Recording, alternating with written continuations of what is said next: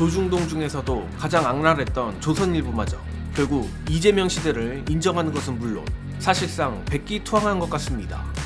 조선일보가 대놓고 이재명 정부에 힘을 실어주겠다며 정권 교체 후 특집 기획을 준비 중이라는 소식입니다.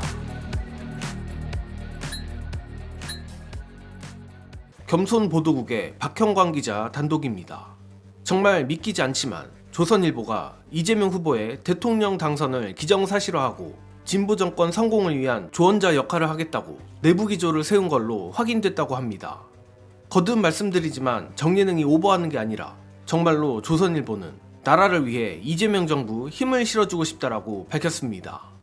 관련해 겸손은 힘들다 뉴스공장 보도국은 30일 선우정 조선일보 편집국장의 사내 전치 공지 내용을 입수했는데 내용은 충격적이게도 다음과 같습니다.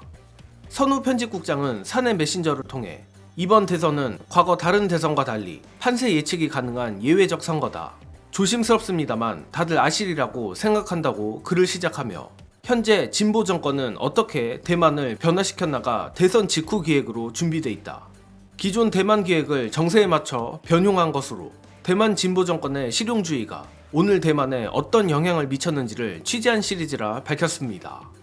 자, 정예능은 박형광 기자의 이번 보도를 보고 이게 왜 진짜라는 생각이 들었는데 아무리 이번 대선 결과가 예측이 될지언정 이재명 정권을 기정사실화하는 내용을 고위급도 아닌 대놓고 사내 전체 공지로 뿌렸다는 건 일부러 의도했다고 보일 정도입니다. 일단 조심스럽습니다만이란 단서를 붙이기도 했고 이재명이라는 이름을 언급하진 않았지만 진보 정권은 어떻게 대만을 변화시켰나라든지 대만 진보 정권의 실용주의를 언급하는 건 누가 봐도 이재명 후보 및 정권을 염두에 뒀다고 해석할 수밖에 없습니다. 그리고 조금 더 과장해보자면 김문수 캠프나 국민의힘 측에서 조선일보를 향해 특정 후보 선거운동 해주는 거 아니냐고 항의를 해도 할 말이 없는 수준입니다. 이뿐 아니라 선우 편집국장은 겸손 보도국 측에 이번 사내 공지 관련해 진보 정권이 나라를 살린 케이스를 수집하자는 것이다. 해당 케이스 가운데 지금 이재명 후보님 정책과 반대 케이스가 많다. 국제적으론 대만 민진당 정권, 국내적으론 김대중, 노무현 정권 정책이 그렇다며 나라를 위해 이재명 정부 힘을 실어주고 싶다라 밝혔습니다. 물론 선우 편집국장이 이재명 후보의 정책과 반대 케이스가 많다고 밑밥을 깔긴 했지만 메시지 자체만 놓고 보면 한겨레나 오마이뉴스 편집국장이 말했다 해도 전혀 어색하지 않습니다.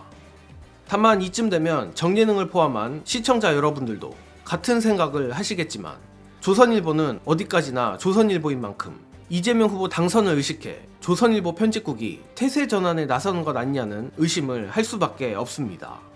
정예능은 절대 조중동, 특히 조선일보를 믿지 않고 저들의 DNA에 새겨진 기회주의 본능이 또 발현된 것이라 확신합니다. 또한 여전히 지면신문이나 TV조선 등에서 유독한 보도를 쏟아내는 걸 보면 한쪽으론 어설프게 친명 노선을 타고 한쪽으론 자신들의 더러운 습성을 버리지 못하리라고도 확신합니다. 그러나 나라를 망치는 사형 언론의 대표주자이자 조중동의 머리인 조선일보가 어찌됐던 대가리를 박는 시그널을 그것도 사실상 일부러 보여주는 것 자체까지 굳이 비난을 할 필요는 없다고 생각합니다. 그만큼 이재명 후보의 개혁에 저 적폐들이 벌벌 떨고 있다는 방증이며 이재명 후보는 저들이 두려워하는 개혁을 그저 법대로만 하면 되는 겁니다.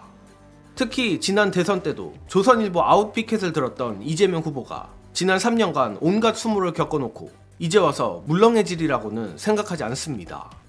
따라서 조선일보가 항복선언이든 친명선언이든 뭔 허튼 수작을 하든 의미가 없다고 보며 반드시 저 사형 언론들을 조져놓기는 조져놔야 합니다.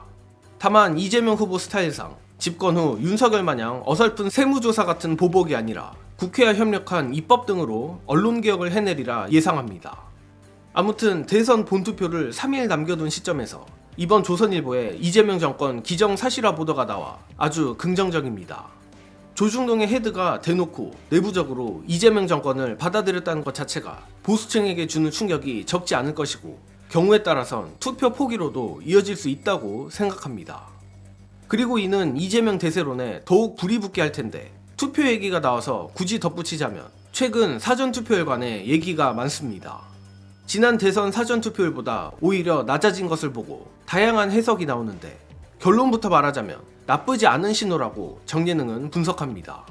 관련해 낮아진 사전투표율이 의미하는 것이 무엇인지에 대한 영상을 끝으로 이번 소식은 여기서 마칩니다. 시청해주신 여러분 감사합니다.